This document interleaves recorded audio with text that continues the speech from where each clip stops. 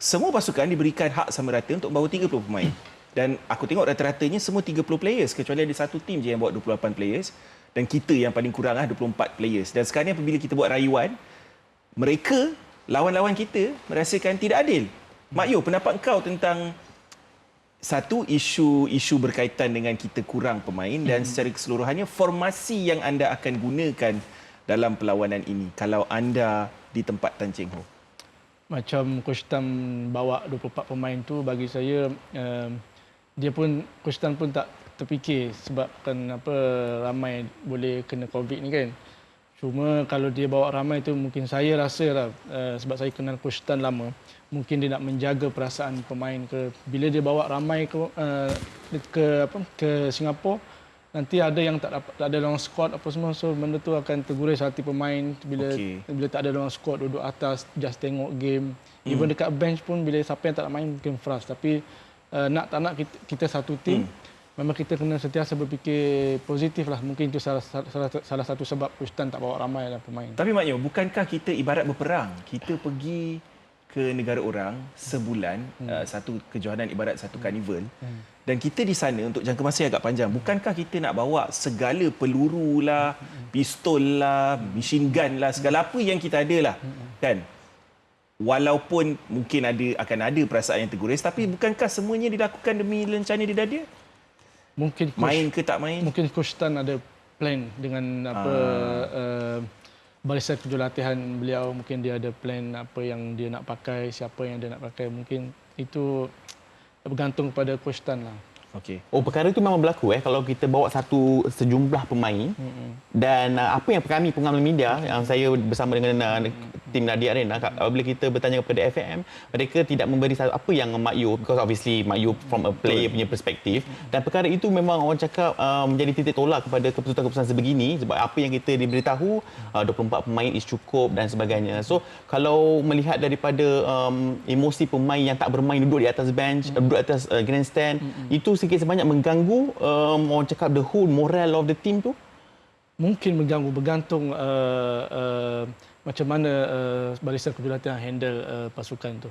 Macam Thailand saya tahu siapa-siapa pun kita tahu kan, memang dia punya kebolehan memang semua sama rata. So macam kalau mungkin macam saya cakap tadi, Coach Tan kemungkinan dia fikir macam tu, sebab itulah dia bawa 24 orang. Mak Yu, Mak Yu ada menyebut tentang team bonding di antara Coach Tan dengan players.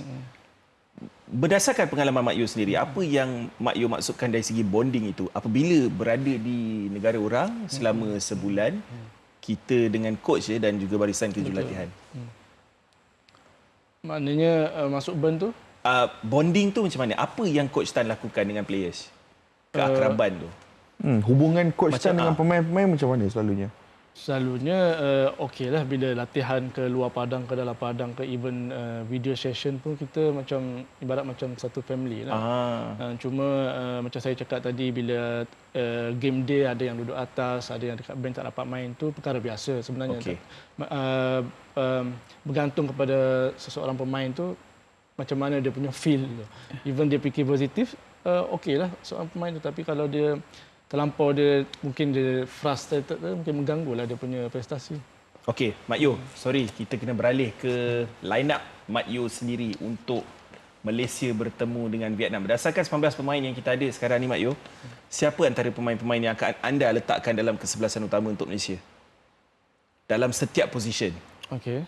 So Okey. saya pakai iPad. Boleh guna iPad. Boleh guna. Jangan malu-malu. Kasih line up kesesamaan terbaik. Tapi jangan terkejutlah. Tak apa. Ini pilihan Mak Yu. Ini pilihan Mak Yu sendirilah. So goalkeeper saya pilih Khairul Fahmi lah. Okey, penjaga gol Khairul Fahmi Cik Mat. Kerana setakat ni dia mengekalkan prestasi kata konsisten lah.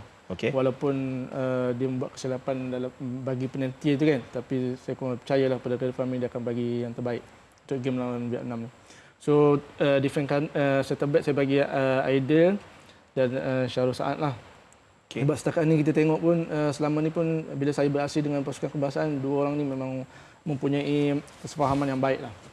So defend kanan saya akan ambil Rizal. Rizal setakat ni dia punya agresif bila nak menang bola tu, keinginan nak menang bola tu, dia nampak kesungguhan beliau.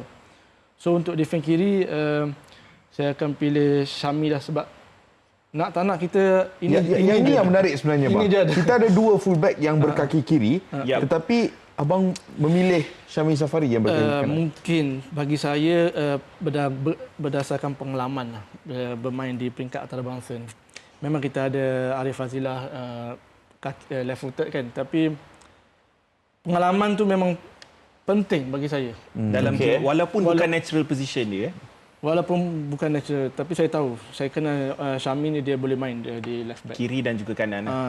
Lebih-lebih lagi kita nak lawan Vietnam, memang kita akan gunakan pengalaman lah yang utama sekali. Yep. So saya pakai midfield defensif, mungkin saya pakai Muakhiri Ajmal ni. Midfield defensif dengan apa, mungkin saya rasa bagi saya lah, saya pakai dua dengan Badrul Bhatia. Okey.